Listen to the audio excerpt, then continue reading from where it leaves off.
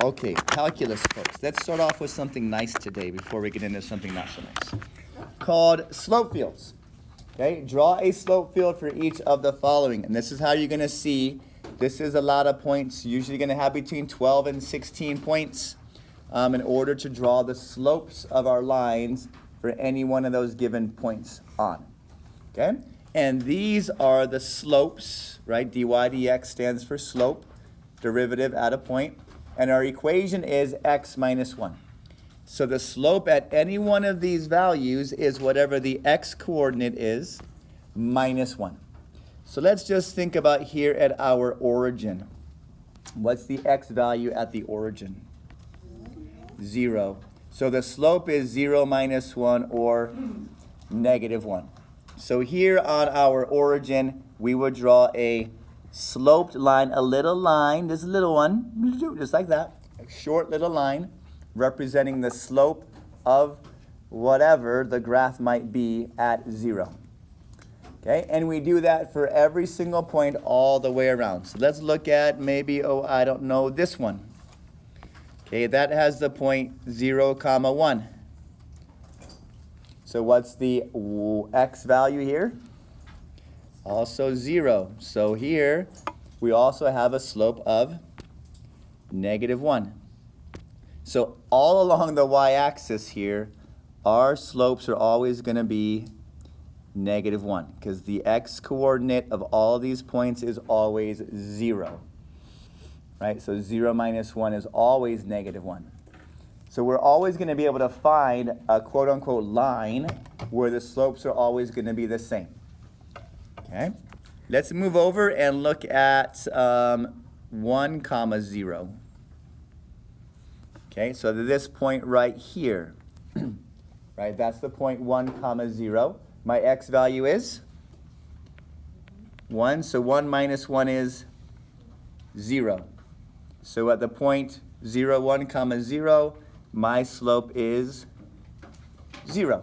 And in fact, anywhere where x is 1, the slope is always going to be 0. So this column here, these are all going to have 0 slopes because the x coordinate is 1 at all of those slopes. So 1 minus 0 is 0. Okay, let's move over. Here we have an x value of 2, right? This is the point 2, 0. 2 minus 1 is a slope of 1. Uh-oh, that means I've done all these wrong, doesn't it?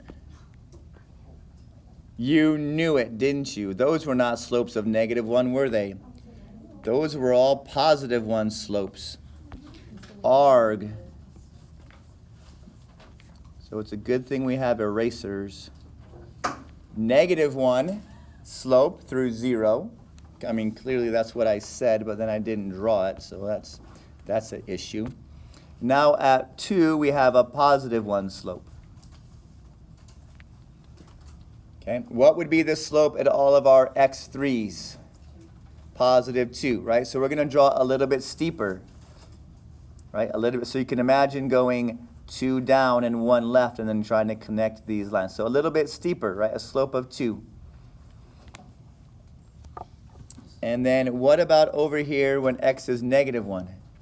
Negative 1 minus 1 is a slope of negative 2, so you draw it a little bit steeper than your negative 1. Right? And then this would be a slope, let's see, this is slope of 0, slope of 1, slope of 2, slope of negative 1, slope of negative 2. Right? So we would have steeper and steeper slopes the farther away from x equals positive 1 that we get, right? So it's really hard to tell the difference between these difference of steepnesses of slopes and such. Okay, so what you might be asked to do is say, well, what is the slope? Draw the slope or draw the graph that goes through a certain point. So maybe that goes through this point. Right, so this would be the particular solution. These are all general solutions depending on whatever point we pick. So if we pick that point, then the graph might look something like this, right? It would come down and it would be horizontal at negative 1, and then it would, right, look sort of parabolic, right? That's a parabolic looking graph. So this would be the graph of a particular solution through the point -1 comma 0. Right? We could find the equation of this graph by doing the differential equation and plugging in our initial condition. Right? But for us, we're just trying to draw a little graph to see what it potentially would look like. Okay? So slope field, we find the slope at every single one of the points, and we use a tiny little tick mark in order to represent that slope at that point. All right, let's see another example here. Let's try and do better with my ones and negative ones.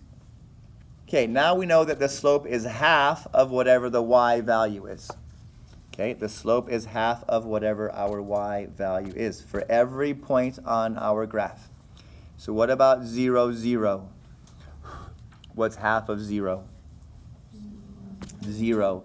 So anytime we have a y value of 0, our slope is going to be 0, right? Because half of 0. So anywhere along the x-axis, we have a slope of 0, right? So it's kind of hard to have a 0 slope on the x-axis since the x-axis is there and it's kind of hard to see.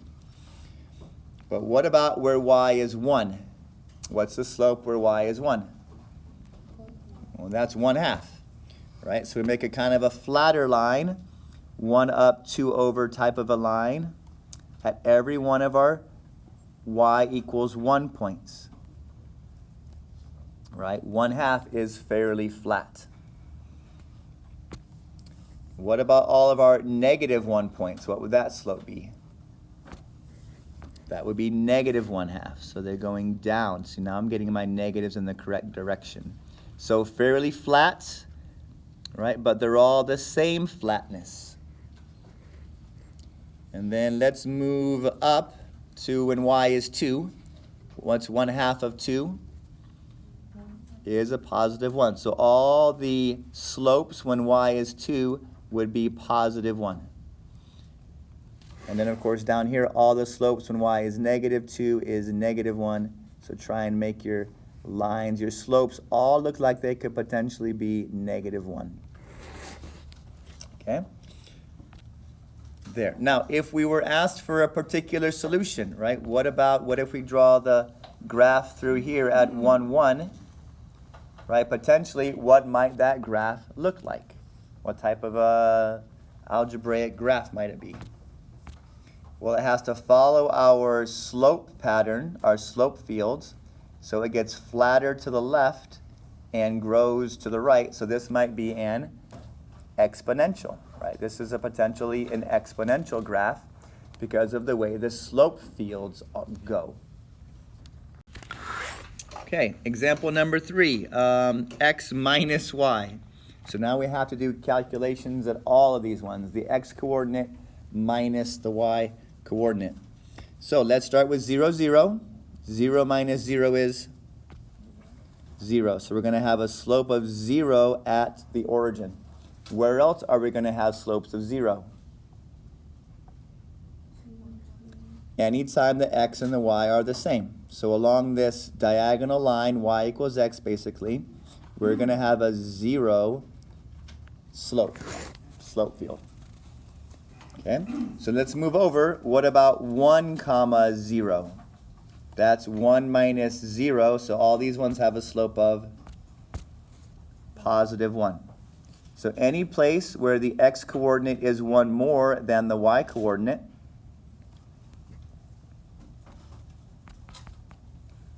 right? So 2, 1, 2 minus 1 is 1.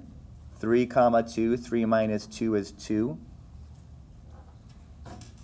0 minus minus 1, right? -1 minus minus 2. So all these ones here have a slope of +1. Okay, and then as I go more positive, what about 2, 0? Right, that's 2 minus 0, which has a slope of 2. So anywhere our x value is 2 more than the y value, we're going to have a +2 slope. Right, and then we're going to have a +3 slope. So they get steeper and steeper and steeper. And then this will be a +4, and this will be a +5. Right, so we don't have to do a whole lot of math because we can figure out a lot of these things. So what about 0, 1? At 0, 1, our slope is -1. Right? So if we're looking above this y equals x line, this is going to have a -1 slope. So it will look like this. Right? This is your -1 slopes.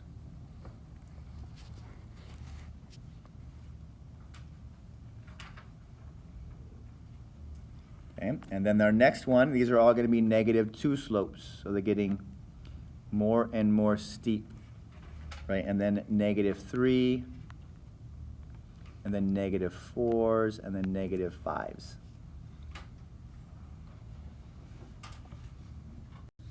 So what if I wanted a particular solution like maybe right here, right at the point -1, 1. So what would our, right, if f of -1 equals 1, if that's our initial condition, right, then we might have a graph that looks like this. So it's going to have to be 0, and eventually it's going to go be +1, right? So this +1 looks like it could be an asymptote of some sort, okay? Because as we go more and more right on the x values, we get closer and closer to 1. Or what if I had a point like down here, right, this one? Well, this one might look like something like this, right? So we're getting closer and closer to 1. So depending on your initial condition, we're going to have potentially a very different equation that still matches up with our slope fields. Okay? So hopefully they're not difficult. It's a lot of calculations, but a lot of the calculations are repeated over and over and over through your field. Okay, let's jump, completely change gears here and talk about approximating. Okay, sometimes solving differential equations is really hard analytically, but we can come close within a numerical approximation. Okay? And this is how you know. Okay, it says approximate, and it's going to tell you to use this particular method. With an initial condition, right? Here's our initial condition. F of 4 equals -1. And we want to approximate 4.2 with 2 steps of equal size. Okay, so they're telling us all this information about how we can organize our knowledge. Okay, organizing our knowledge. And here's what we need to know. Y sub n equals the previous value, so n minus 1, right, the previous value, plus this delta x, sometimes called h, times your dy dx sub n minus 1. Okay, pretty fancy, huh? Pretty fancy. The notation is even fancier. Okay, something to see. This is very calculus speak. Dy dx sub n is our function evaluated at each of these points. Okay, that's some fancy calculus speak right there. It's just a way of organizing our information, basically, is what we're trying to look at. But let's see how we can do this with some less confusing notation. Okay, so we're going to create a table. The table is not justification. Okay, so we'll still have to do some calculus connecting, but we're going to do our justification. Okay, so we're going to have a couple of columns or rows. It doesn't matter how you do this. Okay, we're going to have your steps, your x things, your x values for every step. We're going to have our y values for every step, and then we're going to have your derivative value for every step. Okay?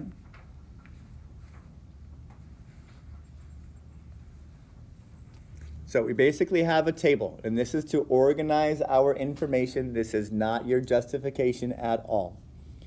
Okay? So first we have the 0 step, right? This is our initial condition.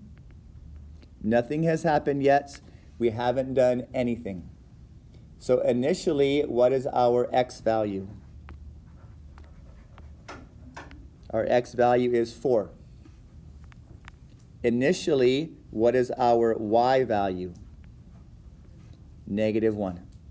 And then dy dx is found by adding your x and your y together.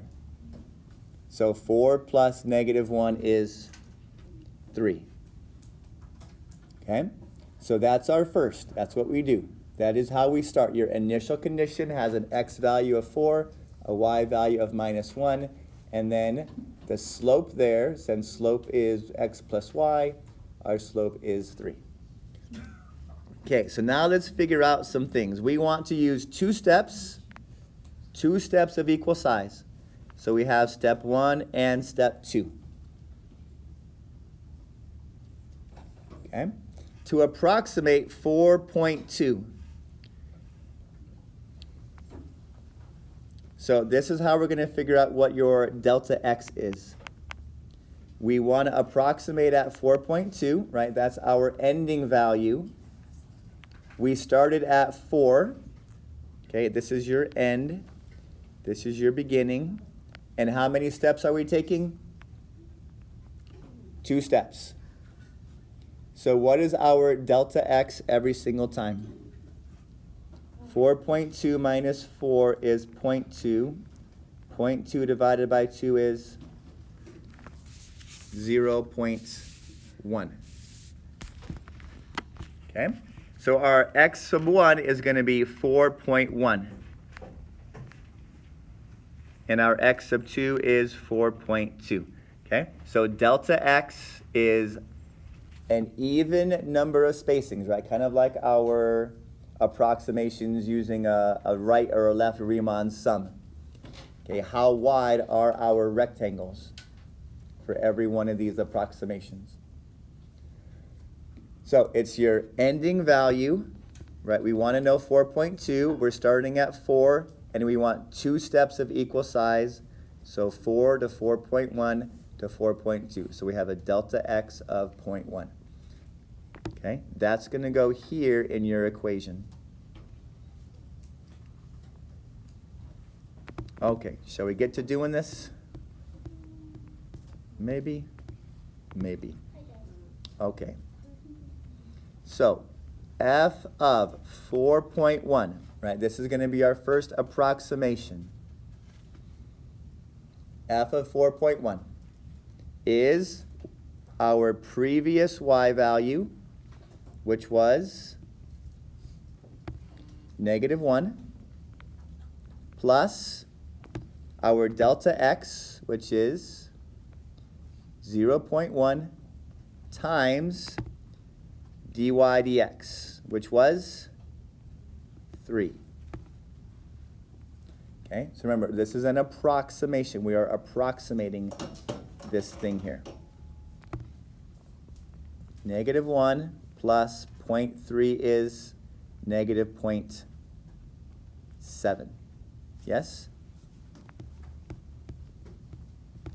So that is our second y value, right? Our first of 4.1, when x is 4.1, y is approximately -0.7. So then what's our dy dx? 4.1 minus 0.7 is 3.4. Okay, 3.4 is our next dy dx because it's x plus y. Okay? Oh, guess what? We're almost done. Okay, this is excellent. We want to do f of 4.2, right? That's what we want to approximate. Well, this is our f of 4.2. We're going to use the same formula. What was our previous y value? -0.7, -0.7, right? We go back to here, plus your delta x, which was 0.1, times our dy dx, which was 3.4. Okay, so sorry, this is not equal to, right, let me erase my equals. This is approximately. Negative 0.7 plus 0.34. Negative 0.7 plus 0.34. Calculator, where are you? No, I can do that in my head. Negative 0.36. Okay, and that is your answer. Negative 0.36. There's Euler's method. Okay, so for calculus, right, we need to have this step where we are connecting the approximation and then we get the answer. Okay, so you'll get 1 point for doing the first iteration, and then you'll probably get 2 points for doing the second. We have to connect what we're looking for with what the answer is. Okay, so the table is there to organize your information. You don't get any points for the table. Okay, Euler's method, right? A couple more examples and we'll be good.